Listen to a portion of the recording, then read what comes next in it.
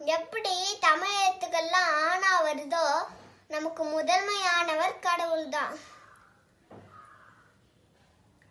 கற்றனால் ஆய பயன் என்கொள் வாளறிவன் நற்றார் தொழார் எண்ணின். கடவுளை வணங்காதவருக்கு என்ன கல்வி கற்றாலும் பிரயோஜனம் இல்லை. 3வது குறள். மலமிசை ஏகினார் மானடி சேர்ந்தால் இளமிசை நீடு வாழ்வார். நம்ம தாமரை மேல இருக்கிற உமாச்சி சேவிச்சா நம்ம இந்த பூமி மேலேயே ரொம்ப நாள் வாழலாம். 4th குறள். வேண்டுதல் வேண்டாமே நிலானடி சேர்ந்தாக்கு யாண்டும் இடும்பை இல.